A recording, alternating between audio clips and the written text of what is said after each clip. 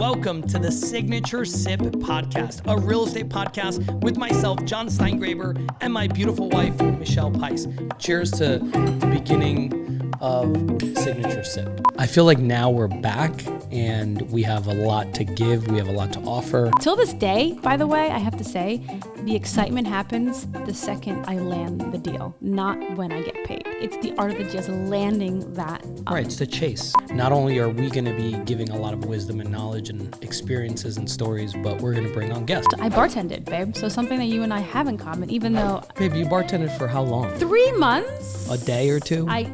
It's a podcast. So you were like eating a 𝗏 in Emily's bakery. I think I was having a pastel de nata. Okay, pastel de nata. And a galon. And if you're a realtor, if you're an investor, you're going to want to subscribe to this podcast. Welcome, everybody, to another Signature Sip podcast with the beautiful 𝗪𝒁 and John Steingraber. And John Steingraber. Hi, babe. You don't like my intro? So today we're going to talk about being an agent in 2024. I think it's a great year to be an agent. 2024, 2023 was tough for a lot of agents, right? Inventory was super low all year, very difficult market. Challenging market. Interest rates went up faster than they have in like 40 years or something crazy. Yeah. Went all the way up to like 8.15%. Wow.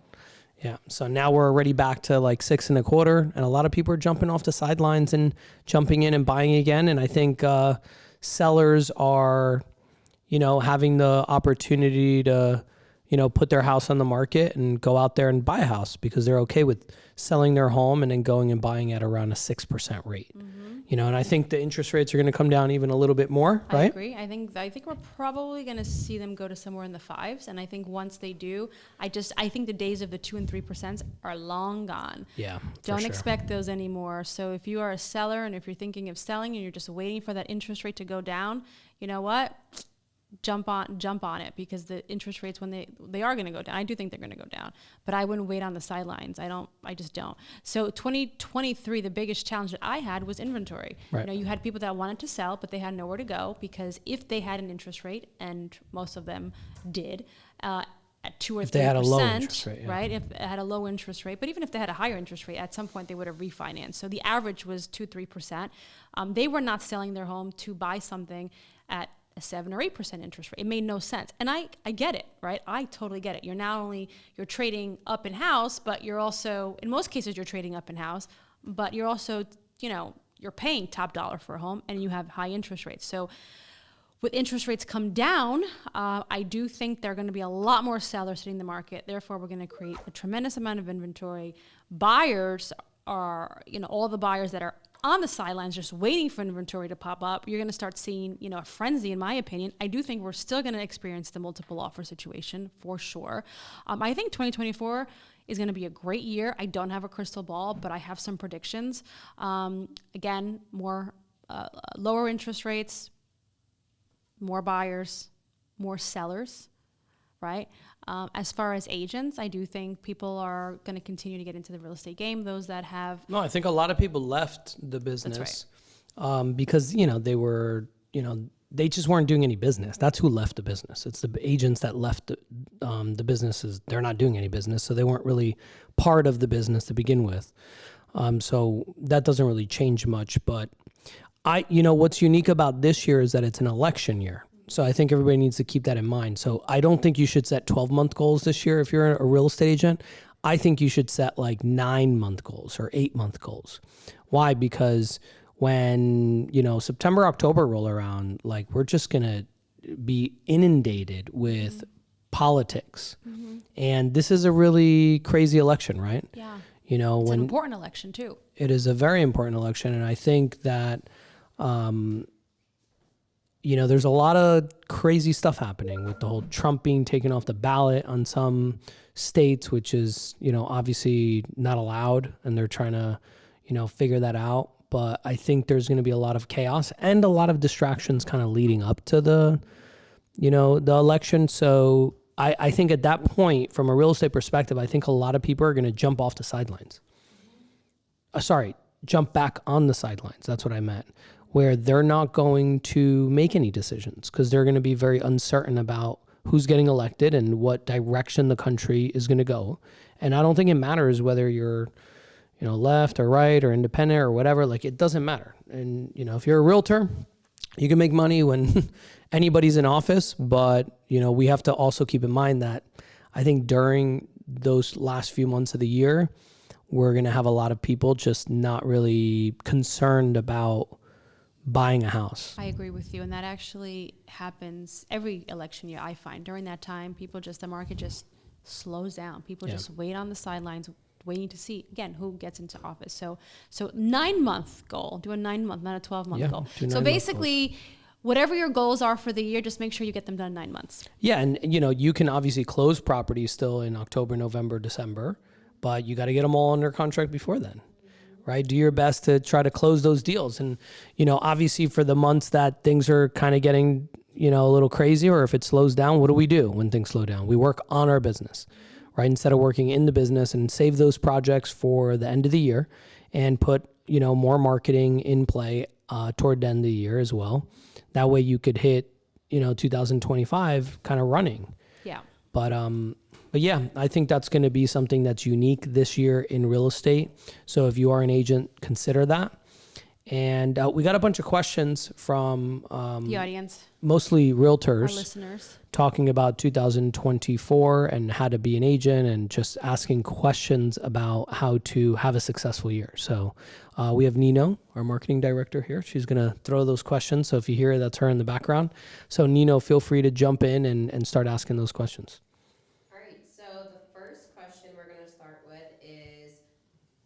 What should new real estate agents be focusing on in 2024 to grow their business? Okay. So I think... let's repeat the question. Yeah. So what should new agents be focused on in 2024 to grow their business?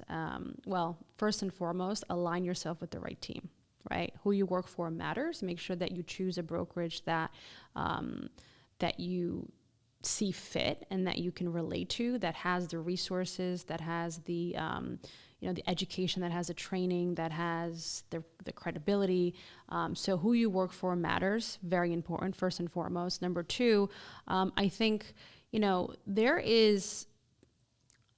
And I'm going to relate this back to me for a second, because when I started real estate, I think I was busier then than I was now. And let me explain why. Because I didn't know what to do or how to do it. And my goal was to try to find as many clients as possible. So my entire day was just focused on generating business. So I think that the name of the game is to try to generate as much business. Real estate is a numbers game. So if you call 100 people, expect to get maybe 1 or 2 solid leads out of it. So I would say, more is more. In this case, focus on foundation, brand building. Make sure that, you have a website or at least a landing page, so that when you're putting out marketing materials or even giving your business card to somebody, what's the first thing they're going to do? They're going to look you up. So make sure you have some sort of online presence. If you have an Instagram account, make sure that your personal account is private if you have things on there that you do not want everyone else, the public, to see.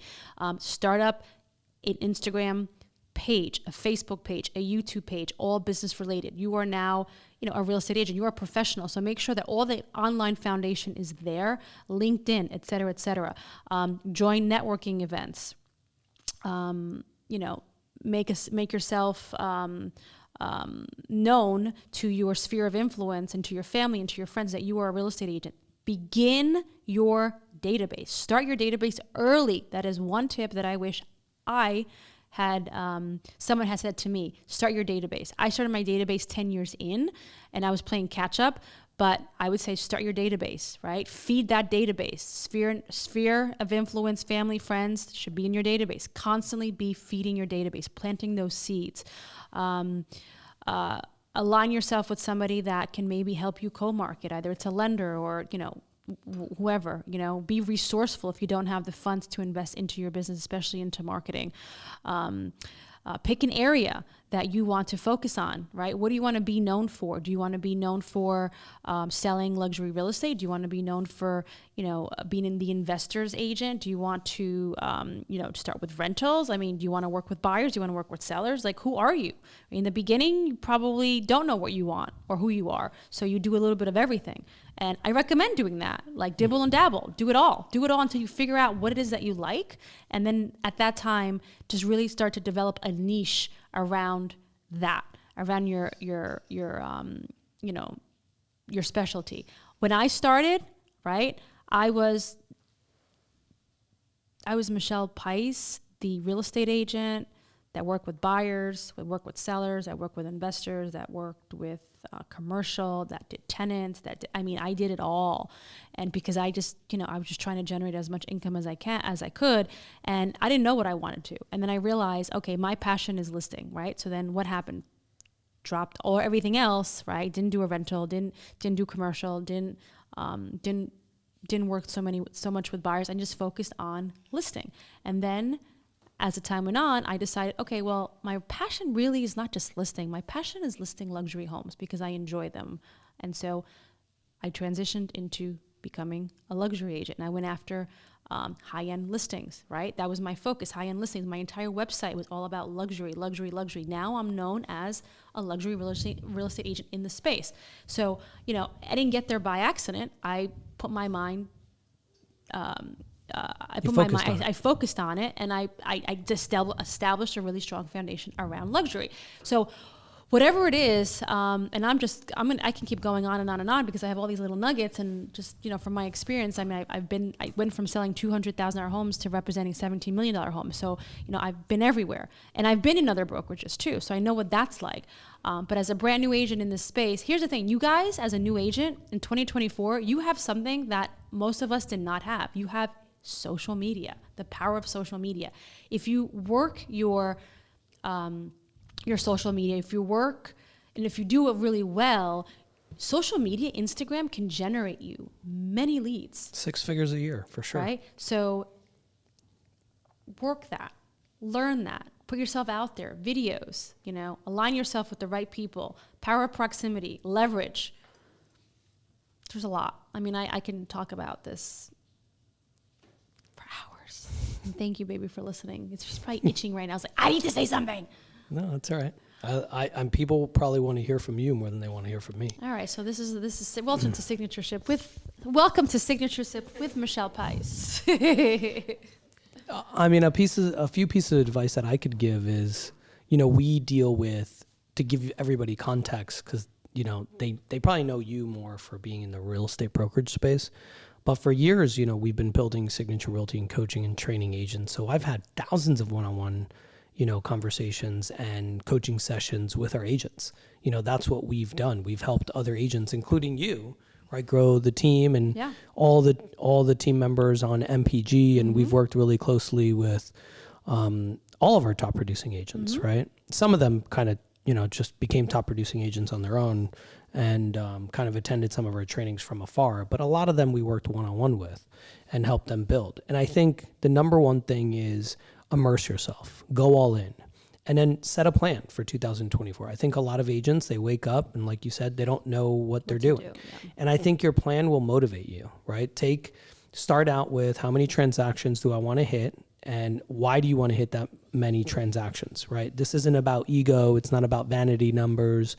It's not even about circle of excellence, I don't think, right? That's the National Association of Realtors award that you can get for doing a certain amount of units. A lot of people want to hit gold or platinum, and they want to hit those numbers. I don't think that that's what should drive you. I think what should drive you is your why, right? Whatever your pleasure is, right? Write those goals down. Like, this is why I want to do this. And, this is, if I don't do it, this is the pain I'm going to have.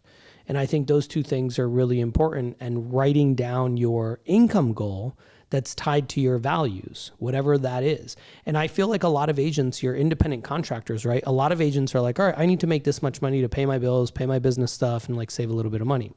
But why don't you try to like max out your 401k, right? You could put over $50,000 in your 401k, your solo K, or your SEP, and that's all tax deductible. right? Of course, I'd lead it back to tax strategy. So you are, babe.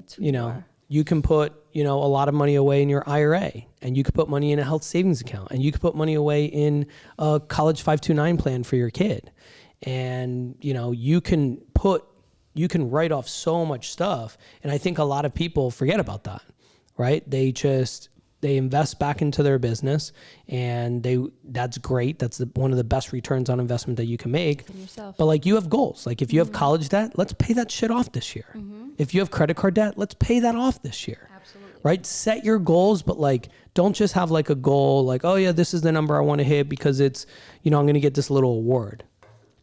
That's not why you should be. Yeah, but some people, that's their big why too. They want to be recognized and getting that award. That's fine, but you shouldn't live up to an award expectation. Here's why: because once you hit it, then what? It's a bigger award. No. What if there's not? What if that's the top award? Right?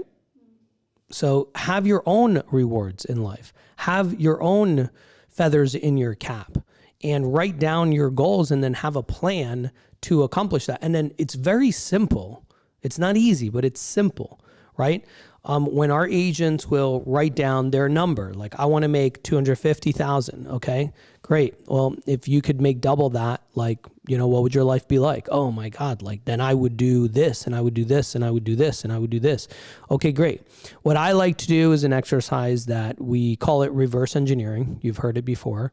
And instead of coming up with a number, don't come up with a number, in the beginning.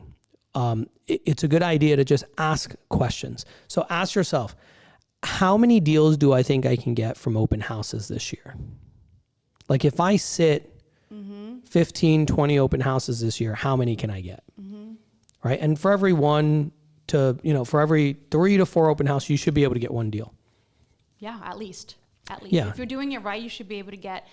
You should be either a listing or a deal every time you said an open. I mean, I did it for 15 years. There was not one open house that I didn't get a seller out of it or a buyer out or of a buyer. Or a buyer of it. But they don't all lead to transactions all the time. So just say like 1 out of 3, just to be conservative, because not everybody's, 𝗫𝐵ECH either, right? So 1 out of 3, right? And if you do it right and you knock on all the doors, letting everybody know, hey, I'm having an open house, I'm going to have leftover buyers, would you be interested in selling if I brought you a qualified buyer, blah, blah, blah. Like, you could do all that, and you could spend an hour extra per open house. And yes, you can definitely hit those numbers, but let's just say 1 out of 3, right? So, how many deals you want to do from open houses? Okay, I want to do 6. So do 18 open houses and plan that. Now you have 18 days that are 2-hour events, right? 1 to 3. That's what people are typically doing, and put that on your calendar. And you could do that with every single thing. Like, how many deals do you want to get from cold calling? And then how many deals do I want to get from sphere of influence? And what that does is it goes, okay, open houses, I'm going to do 18. I need to get 6 deals out of this. What is that going to look like? What do I have to do to make sure I have the best experience journey for my clients? How can I make sure that I work with the most buyers, meet the most neighbors, etc.? Add them to my database, like you said, right? And you go down the line of all the ways that you can get business. And there's a lot. We do a whole event on the top 33 strategies of generating business. Right? There's a lot of strategies to generate business. So that's a piece of advice that I have. Go all in, immerse yourself, and then set a goal, right? And if you're like, I don't know what my goals should be, well, then just ask yourself, well, these are all the ways that I can get business. How many deals do I think I can get? And then add them up at the end, right? And that should be your goal. And be like, oh, wow, if I get 2 from here, 3 from here, 5 from here, 6 from here, 2 from here, 1 from here, right?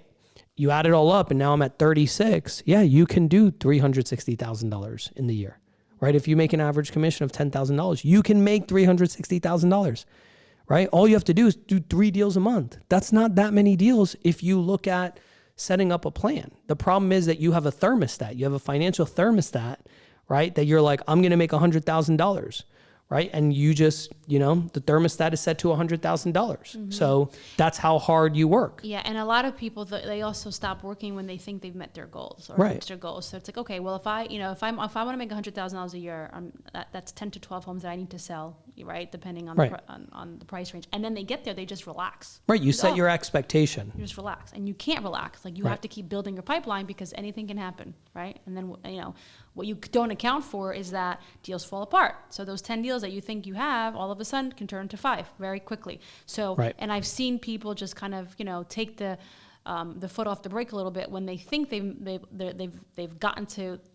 they've reached their goals, and then things happen, and now they have to start all over. So you have to continue to build the momentum, and always just fill the pipeline, right? Real estate is a numbers game, right? It's a numbers game. You want to know what my goal was? So going back to what you said, everyone has a goal. What's the goal? What was My your goal, my goal when I got into real estate was to make 6 figures. I just want to make 6 figures. At the time, this is now going back, guys, like 20 something years ago, like that was a lot of money. $100,000 was a lot of money. And it's still a lot of money for a lot of people today. 100,000 is not right? a lot of money.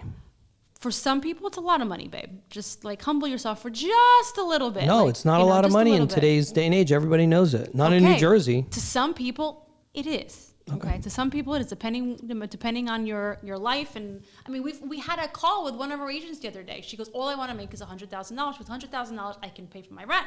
I go to the grocery store and I can pick what kind of cookies to bring home. Yeah, you to can my live. kid. Yeah, you can live. So $100,000 is still a lot of money to some people. To me, that was like, if I made $100,000 20 years ago, I like made it. That was my goal. Right. My goal was never at the time to be number one, ever. I never said, I want to be the number one agent in New Jersey, and I want to own a brokerage, and I want to have, 400 or 500 agents, and that was not my goal. I just wanted to hit 6 figures. Your goals change as life goes on, because then after, 5-6 years in, okay, my goal is no longer to make 6 figures. I just wanted the house. And I still didn't even care about, the awards or the recognition. At the time, I didn't care about any of that stuff. I didn't care about being number one. I just wanted the house on the hill, right? And so my vision was to have the house on the hill, and every day I worked toward the house on the hill. I had I didn't have a vision board. I actually had a screensaver on my desktop computer of a house, and it was in Short Hills. This was a contemporary house, which, by the way, that house that I had on my computer like 15 years ago came up for sale 3 years ago, and I was like, I saw that. I went to go see the house. I was like, I would never buy this house today. It's crazy because just things, your things change, right? Your ideas change, your goals change, your vision change. Like that house 15 years ago was my dream house. Today, I wouldn't even step foot near that house, right? It's like, ugh, what was I thinking? But having goals, setting goals. Money has changed you. No, it has not. No, it has not. Money has not changed me. I just, Money has changed you for sure. No, it hasn't. I'm still Shelly from the block. Yeah. You, okay. Still Shelly from the block. Age has changed me, not money, definitely age. I think also as a brand new agent in 2024, one thing that you guys have that's advantageous to you, I do think that the majority of real estate agents now starting in the business are much younger. They're in their 20s, right? And I love that. And I was 21 when I started. Mm-hmm. Back then, 20 years ago, I was completely unrelatable to my peers. I had nothing in common with them. I didn't fit in. I was bullied. You had that as an objection block. Such an objection block because I didn't have that. Yes, I didn't have that. So even when I was working as a buyer's agent, trying to get my offer accepted was so challenging because the majority of the agents were in their 50s and 60s, and I was this young kid, 21 years old. Like, why am I going to take your offer? There's a huge younger agent base. Yeah, now. and I was definitely, I felt like I was on my own island. I had no friends, I had no peers, I had no one. And now going into 2024, in today's age, the majority of agents are like, you're seeing a lot of 20s, 30s, and everyone, and especially with our brokerage, everyone's kind of like the similar age, and people are relatable, and you can, it's just so different. I wish I had that culture. I think what people need to realize is that there's room for them in the marketplace. Yes. Right. So if you were to kind of sum that up, you have an agent that's new and they're like, oh, who's going to hire me? Look, in the beginning, you're invisible. But when you can become visible because of social media and marketing, the number one reason why people will hire you is because they know you, right? And if you have good intentions and you have a good support system, like a good brokerage, a good broker, a good manager at your office, whoever to help you go through that transaction, then you can have the confidence to go in and assist those people, right? Even to sell their home, right? Obviously, the buyer transaction is a little bit, I feel like buyers don't interview buyers agents. Well, I think that's going to change now. Well, right now they don't, right? Okay. So That'll buyers change. don't interview buyers agents. They don't ever sit down and go, hey, I'm going to interview 3 buyers agents Yeah. to see who's going to represent me. Right. But that's exactly what happens on listings, Right. right? When you go to a listing, they're like, well, I'm interviewing 2 or 3 other agents to see if I'm interested on Right. who I'm going to hire. So that's why a lot of new agents tend to go after buyers and it's working with easier. buyers. Yeah. And a lot of referral sources, like one of the best things that you can do is get referral sources. That's right. Right? It's free. Yeah. You don't have to invest money. You're just investing time, and then you're paying the referral on the back end when the deal closes. Right, and referral sources referring to the home lights, the UpNests, the third party, the 𝘊𝐶ity, the Zillows, all of Right. that, right? So that's something. Yeah, so if that- your brokerage has referral opportunities, like we have, we get 356 leads off Zillow Flex every single month. And we get about 1,600 leads off of 𝘊𝐶ity, which is realtor.com, every single month for rentals and buyers. It's a lot. So we get like 2,000 leads that we hand out to agents that are subscribing to those programs. And they're not paying anything. They're just, they're on a referral on that, and they get leads without doing anything. And I think a lot of people that have been on those programs, if you're a broker, one of the best things you could do is offer leads to agents. Your agents, yeah. And that's a good point that you just made, that as a new agent, I would just say focus on getting in front of as many buyers as you can, because you're right. The barrier of entry for an agent that's representing a buyer is it's much lower than Right. if you're representing a seller. So start working those buyer leads, right? And do open houses, right? I was just gonna say that. Go to your listing agents in your brokerage and make a relationship with them and do open house. Even if they don't have an open house scheduled for those, ask them to do open houses, and then meet 50 or 100 of the neighbors and say, hey, I'm doing an open house down the street. My name's John with Signature Realty NJ. We're going to have a lot of traffic on Sunday. Just wanted to give you a heads up. And I always get a lot of people here. We typically get a multiple offer situation. We have some leftover buyers that we're going to have definitely from this open house because we're doing a ton of marketing for it. Would you be interested in potentially selling your house for top dollar? Is that something that you would consider if we can get you a qualified buyer? And that's a great conversation to have with 50 to 100 neighbors. I love open houses. I mean, it's so easy to do that. You have a reason to talk to them. Yeah, and it was the best way of meeting sellers. Yeah, and if you do 20 open houses, just think about how many people that adds up to.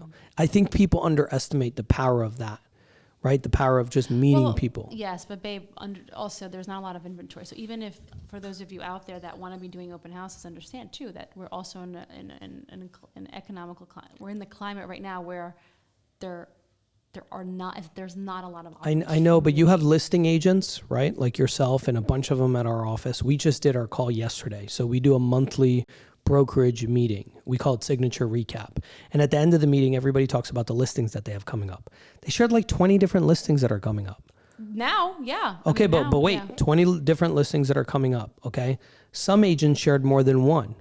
And some of them that shared already have a bunch of listings. So what does that tell me? That they can't do open houses every weekend. No, of course. Right? And I think if you go to your seller as a listing agent and you have a hungry agent that wants to do an open house, that's a value add, right? That's a value add. As long as they're professional and they're going to show up early and, you do what you're supposed to do as a buyer's agent, like you have the opportunity to leverage your brokerage's listing agents' listings to do open houses. And learn how to do an open house. So if you think that doing an open house is putting up a sign in a balloon and showing up, no, you're doing it wrong. That is not how you do an open house, right? So make sure that you understand and how to actually effectively do an open house. Because for those 2 or 3 hours that you're there, your job is to make sure that you are meeting and greeting and getting to know people and, taking down their information and just, establishing a ton of rapport. And when you leave that open house, what are you doing? Are you going home? No, go to you the should office. be going back to the office or to your home on your computer or whatever it is, and you should be following up with everyone that came to that open And house. entering them into your database. Entering them into your database. Write a handwritten note. This is something that I did Right. religiously for 15 years. Every single open house, I'd come home. In this case, I'd go back to the office because I do believe that being in an office environment is important, right? The whole virtual thing is just not for me. And so I would go back into the office because that's where I was more motivated to, not home because there were so many distractions. And I would write handwritten notes to everybody, to all the neighbors, thanking them for coming. And That's at great. the time, I would put a magnet on my business card. And at the time, the refrigerators were not stainless steel, right? So, and you have no idea how many times I would go back to the house years later and my magnet would still be on that fridge because I was memorable to them. For them to have that magnet on their fridge, I was memorable. Why? Because I showed them that I cared. I took the time out of on a Sunday to write them a handwritten note, and they saved that. And I've gotten, throughout the years, many listings from open houses, just from open houses. I know this sounds crazy to some of you that are listening to this because you're young and you're like, well, what about AI? Yeah, we do trainings on AI, right? We utilize artificial intelligence to create descriptions, to create copy, to create content ideas, all the things that you see on Instagram. That's easy. But at the end of the day, like, real estate is about prospecting and meeting people. Of course. And that's what you have to put yourself in a position to meet more people. And I think a lot of people overcomplicate this, right? It's, you go to networking events, you're a vendor, you go to a wedding expo and you vendor there as a broker and you meet people and you give people a reason to talk to you, right? You have some sort of unique selling proposition. So one of the things that you could do is write down all the problems that your ideal client faces, right? Whether that's a buyer, a first-time buyer, right? An upgrade buyer, they need to sell their home. That's one of their problems, right? It's a seller, it's a first-time seller, it's an investor could be your ideal client. It could be an international buyer that you work with. If you speak another language, maybe you want to focus on that niche. Whatever it is, maybe it's veterans, maybe it's police officers and firefighters, and you do like the Good Neighbor program. Whatever it is, maybe it's a geographic niche where you just focus in on one geographic area like you did, your condominium complex that you used to live at. That's how you started. Whatever it is, you list all the problems that they have, right? And then you write down how you solve those. And when you communicate in your marketing and your messages and your direct mail and your posts on social media, when you're talking as a vendor, you're solving all those problems and you're bringing them up. Yeah. This isn't a difficult thing. It's really not. I mean, real It's estate, not. it's not hard. It's just learn your craft, master it, and then making sure that you do a good job. It's all about referrals. I know people that have built their business without doing any marketing at all, and all they do is just get business from referrals because they did such a good job. Yeah, and if you do both, you've done both, right? You've right. done a lot of marketing because you take a portion of your money, you put some of it away for taxes, and then you take another Reinvest portion and you say, I'm going to buy this for my business, right? This billboard, this EDDM campaign, I'm going to build my website, whatever it is. You don't have to have a whole lot of money to start your realtor business, right? With $2,000, you could start up. And that includes everything. That includes your real estate school, your licensing fee, your brokerage fees, your NAR dues, your business cards, your first for sale sign. It's $2,000. What other business can you start for $2,000 and you have no income cap, right? And you could do deals and make $10,000, $15,000, $20,000 in one shot. I don't know many businesses. Most businesses, you have to go rent a space and buy inventory or buy a truck or buy this or buy that or buy food or rent a space and do all these things and spend $50,000, $100,000, $200,000 to get a business started, to then make 5%, 10% margins. Your margins as a real estate agent are stupid high. Right? Especially now with the brokerages, with the, like commission caps that we have. We have a $10,000, $15,000, $20,000 cap. All year, that's what you're investing, right? It's not a lot. You're keeping, most of our agents retain 92% of their money. 92%. Their margin is super high, right? So take advantage of that, right? That's a huge advantage that you have. But take a portion of your money and reinvest it. Go back to all the ways that you get clients and say, okay, what am I going to do where more of my sphere of influence remembers me? How much can I do a client appreciation party? right? And invest in that. How can I make my open houses better? Maybe better signage, better this, better that.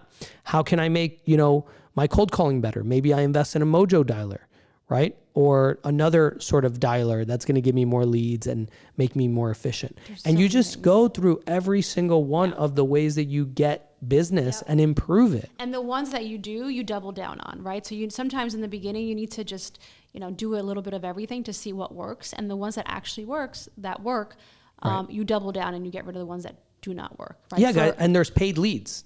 Right. You've done this where we say, all right, let's hire an ISA and they're going to call all these people and they're going to set up an appointment. And if I spend $1,000 a month on ISA, how much is that per year? $12,000, right? So if you got 3 listings and you made $36,000 off that, well, you spent 12, you made 36. Maybe you hire 2 ISAs, right? And now you spend 24 and you made 70 something, right? It's, it's testing and measuring, like you're saying. And putting more money into something. And you don't have to just say, well, I'm going to put all my money into the thing that gives me the highest return on investment. No, just you can diversify and have a few different things. And this is giving me 3 times ROA, return on ads.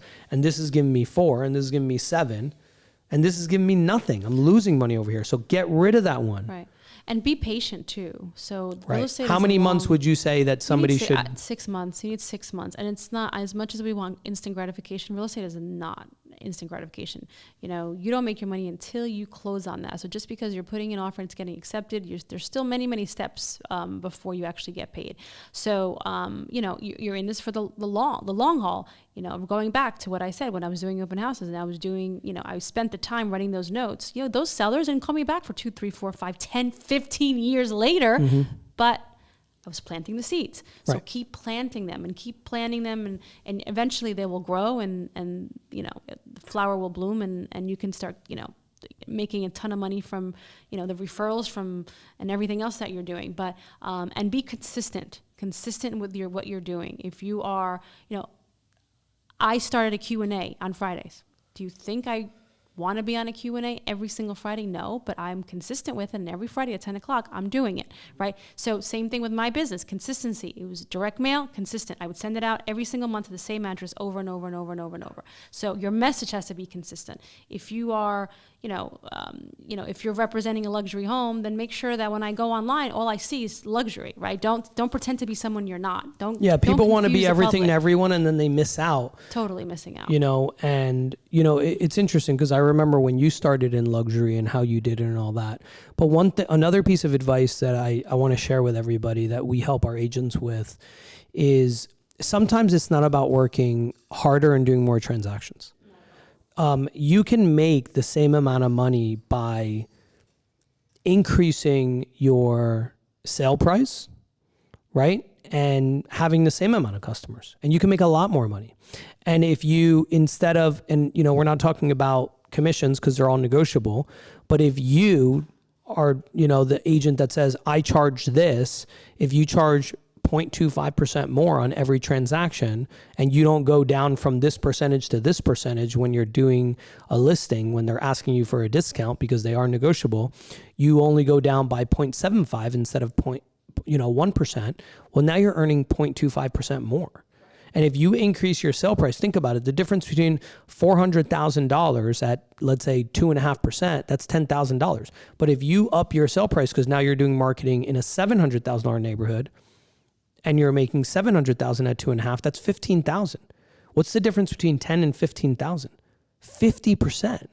So you increased your income by 50%. Did the postcard cost more money there? No. Did the cold call cost more money there? Right. Did buying that lead in a $700,000 neighborhood cost more money?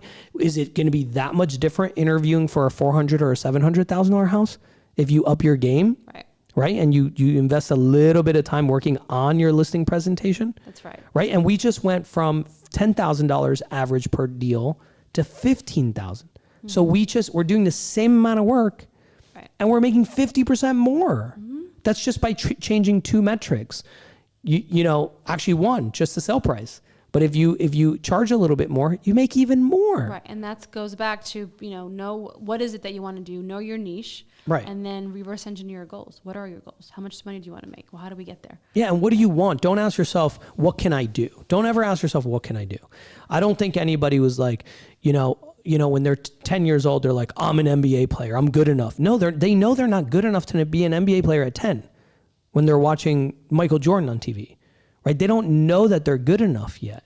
They're like, I have the confidence that I can get there, right? And you don't need to be Michael Jordan. You don't need to be the one in 1 billion athlete, right? With the most amazing discipline anybody in the world ever has. You don't need that. Right. You just need to do 30, 40, 50 transactions. You make it sound really easy compared to Michael Jordan. I mean, it is, right? You're comparing. I mean, but that's the reality. Like, it's not about what you can do. It's about what you want. That's my point. That is correct. It's about what you want. Set the goals based on, who do I need to become to hit this number? Mm-hmm. Don't say, well, this is who I am, so this is what I can do, right? Don't lower your expectations. Raise your expectations and live up to those expectations, because people around you aren't going to raise the expectations for you. Most people, what do? When you're like, hey, I want to make $500,000. If you told your parents like, hey, in my first year of real estate, I'm going to sell 25 homes, what would they tell you? They're crazy. You're lucky if you sell 2. They're like, keep your job. That's exactly what they said. Don't quit your day job. Don't quit your day job. Just keep your job. Yeah. But so you have to say, I learned that at 10 years old. I learned that, I learned that at 10 years old, that I had to set higher expectations for myself than everybody around me set for me. And that's good that you did. Yeah. Right? And people don't. Yeah, but you gotta raise the standards. And that came from a really negative thing that happened in my life. Right? Because people felt sorry for me in school, and the teachers gave me longer on tests and blah, blah, blah. And I was like, damn, I don't want to be treated like a kid with a handicap because of what my dad did, right? Because I had a tragedy in my family, for those of you that don't know my story. And then I had to learn to have a higher standard for myself, a higher expectation for myself. And that stuck with me. I don't live up to anybody's standards, right? Because if you live up to other people's standards, you're not going to become who you can become. And even if you share your goals with other people, most people are going to be like, okay, all right, good luck with that. Good goal. Great. Yeah, good luck. Okay, sure. Right? You tell somebody you're going to have 1 million followers on Instagram and be an influencer and make, a few $100,000 or $1 million a year, they're not going to support you. They're going to be like, yeah, okay, whatever. Right. But you can do the things that you set your mind to if your actions, right, support what you write down and say what you want. The problem is a lot of people write stuff down. A lot of realtors go, oh yeah, I want to hit this goal, but then they don't back it up. Back it up. Back it up. Nobody's going to do it for you. You're the only one that can do it. You're right. Well, that was... Is that it? No, that was a long first question. Well, I think we're going to... What is the best way to get more listings in 2024? I don't think there's a best way. I think it depends on who you are. Yeah, so for 2023, when there was no inventory, I would say focus on reaching out to people that have been in their home for 20 or 30 years, because chances are they don't have a mortgage. And with 100% equity. Right, with 100% equity, they don't have a mortgage, so chances are these are the people that are going to be selling because they're not fearful of the interest rate. Doesn't matter to them, right? But for 2024, my prediction again is that you are going to see a lot more homes on market, and people are going to start actually selling this time. So I would just say take it back to basics. Everything we just discussed, figure out, okay, if you want to be a listing agent, figure out an area that you want to take over. And chances are it should probably be an area that either you live in or that your office is well known in. So if you live in, Pennsylvania, and you have an office in Summit, right? Maybe target areas where your office is really well known in, because it's just the chances of you have a much greater brand chance awareness. Of people reaching out to you because of brand awareness. Can I give a few suggestions for people? Yeah. So, I think one of the I love the idea of reaching out to homeowners that are a little bit older. 42% of the population, by the way, has their house paid off, right? So if you are doing high equity, people that have lived in their home for a long time, and now there's more inventory on the market, their biggest problem is what? Well, I need to find a house, right, before I what? sell. So address that problem, right? Address that problem. Understand that some of these people are going out of state, right? So in your content, in your messaging, talk about that. Top 3 places to retire, right? If you're from New Jersey, this is number 1, this is number 2, this is number 3. Are people going to start, reacting to that? Yes, they are, because that's what they're thinking about, right? And then they're going to start asking you questions. What do you think about this place? What do you think about that place? Right? So you can do things like that and put yourself in a position to solve those people's problems. So I like the idea of high equity, lived in their house for a long time. They're in New Jersey. They're in bigger homes. They want to downgrade. They don't want to take their retirement out in New Jersey because it's a high income state tax, high state income tax. Also targeting the investors, right? It's a great market. A lot of investors out there.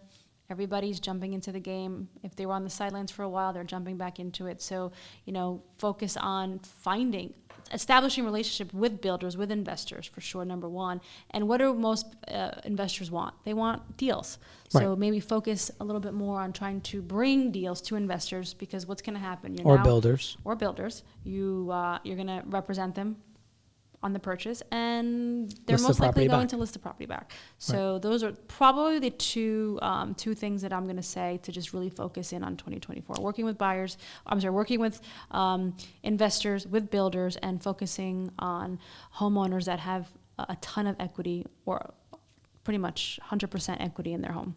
Yeah. And if you're another way to get listings is to look up all the sales that your brokerage has, right? All the sold listings, and call them.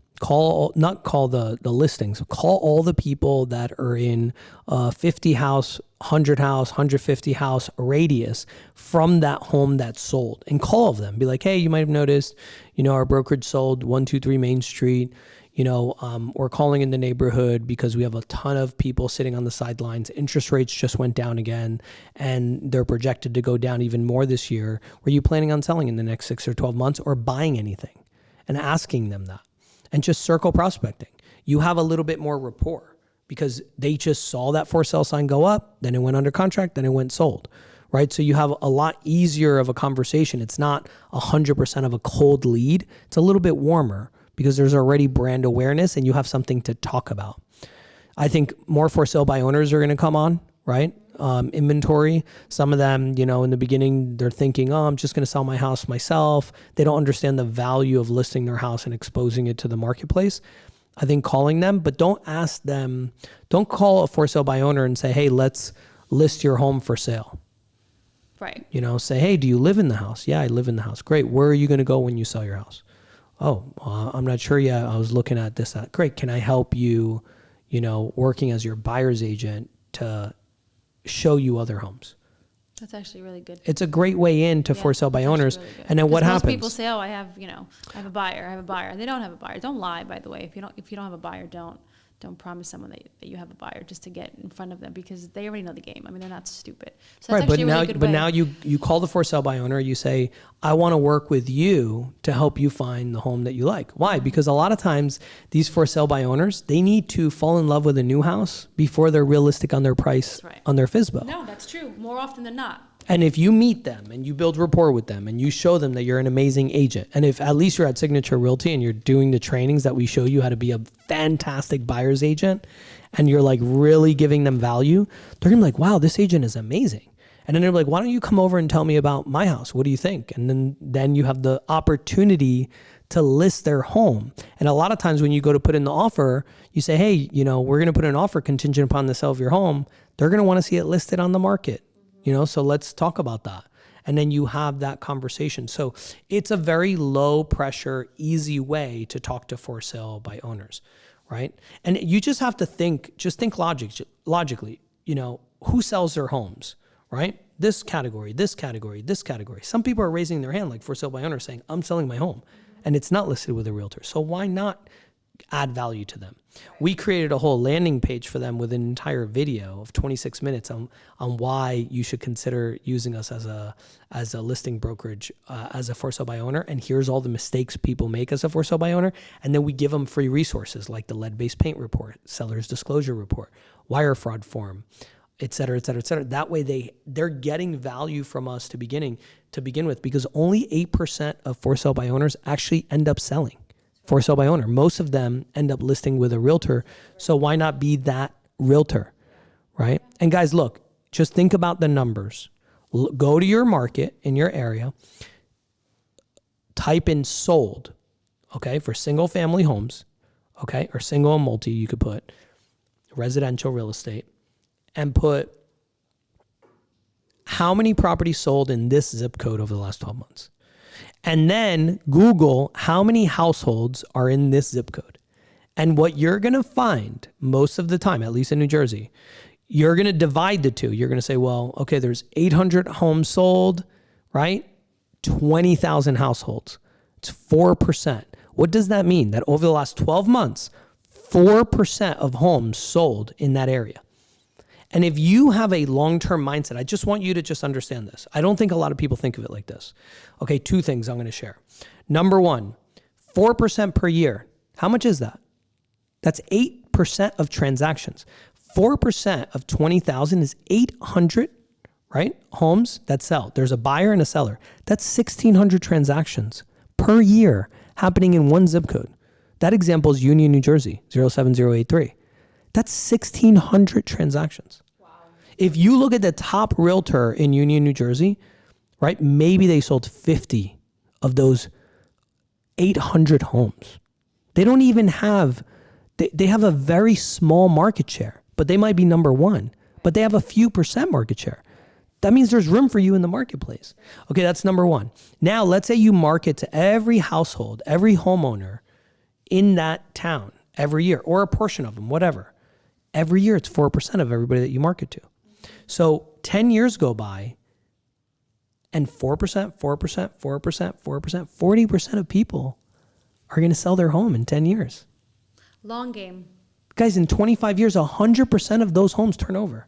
100% of those homes turn over. So that's why narrowing your geographic marketing is not a bad idea for people to get to know who you are. And if you do everything around that, you do all of your open house and you do all of your marketing and you do, and you sponsor this and the Little League that and this and that, and you do that in an area, you can absolutely crush it. Yes. And there isn't one area where somebody is dominating. Right. Even when they're like, I'm number one. Yeah, you are number one, but you're 3% market share. Right. So there's 97% of people that choose to use somebody else, not the number one agent. That's right. So is the number one agent the one that's used the most? No. It's not. It's not. And you know what? I used to think how it was so important to be number one. Right. Number one. But you know what? Actually, not being number one is probably more advantageous, because most people don't want to do business with number one because they think they're too busy. They're too busy. You know how many they don't appointments realize I've that you have gone on? staff and a team and experience and all that. Appointments I've gone on, people ask me like, do you have time for me? Do you have time for me? Do you have time for me? I mean, it's be careful what you wish for too. So even if you are number one, I don't know if I would like continue to brand yourself as that, because that could hurt you. And that's why, as a new agent in 2024, if you think that there's an agent in your area that you just can't be, they're untouchable, let me tell you this, not the case at all. People will do business with people that they like, number one, and people will do business with people that they think is going to have the time for them. Everyone wants to feel like they are your only clients. And that number one, got news for you, they're not going to have the time that you're going to have to devote into the marketing of their property. So don't ever be afraid of that. If anything, I would use it to your advantage for sure. Yeah. And the lifetime value of all the customers, if you're marketing to one area, and we know that over the next 25 years, there's going to be almost 100% turnover rate. Just think about that. That's 20,000 home sellers. It's a lot of sellers. Over 25 years, That's right? A lot of sellers. And you only need to get a small percentage of that to become a multi-millionaire.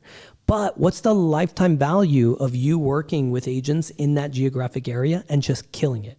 Absolutely providing the absolute best experience. How many relatives, friends, families, colleagues, people that they're going to recommend to you if you do such a good job? Babe, you're motivating me so much. I almost want to call a FSBO. But do you get what I'm saying? I want to like step out and just call it's a the FSBO. reality. I think no, a lot of 1,000% a lot of right. agents start and they're like, "Oh, what do I do?" It's don't think like that. Yeah. Right? set up a plan, set your goals, where to, ask your broker for help, ask your broker manager for help. And if you're an agent, you're listening to this and you're in New Jersey and you're getting value out of this, this is nothing.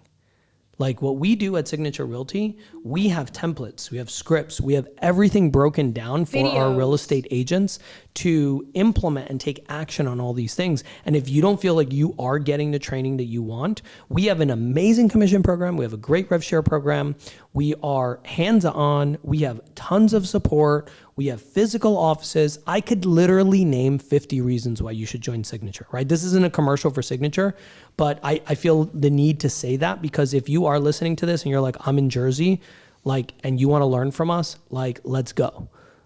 Just go to our website, exploresignature.com, learn about us. And if you feel like we're a good fit, apply. And then, we'll get on an interview together with our Chief Operating Officer, 𝘊𝐺𝐵, and then you can see if it's a good fit. Yeah, and if you're not an agent and you're thinking of becoming an agent, because after this podcast, who wouldn't want to be an agent, right? We have a real estate school. �ＥxploreSignature.com? No, SignatureAcademy.com. SignatureRealtyAcademy.com. I always mess that one up. SignatureRealtyAcademy.com. Yep. To get your Our real estate school is a 75-hour class. We have day classes, evening classes, and they're $99, where everybody else is charging $200, $300, $400, even $500 for the 75-hour class. We only charge $99 because we want to help you use the vehicle of real estate to change your life.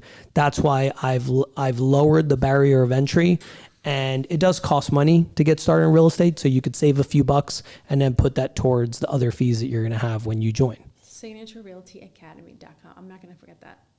You will. I always butcher it. I probably will. So I think that was a pretty long podcast today, but this was great. I hope you guys found a ton of value. I love having these conversations because it just, I don't know, not only it motivates me just listening to you sometimes. But we could talk for hours, by the way. We could talk. This topic I think both of us can. I think he could still beat me on talking an hour. I think he's still got me beat. But this was great. I love this topic, and we're here. We're doing this just to kind of give back. There's nothing to gain from us. We're not making any money. Spending time with you guys and just sharing our insights. No, we're excited to give, and we love doing this stuff, right? And if you want to be part of what we're doing, then there's an opportunity for that, and I think that's great. We have combined experience. A ton, right? From investing to brokerage work to everything to building a brokerage. We should have a topic on building a brokerage, right? Shouldn't we do that?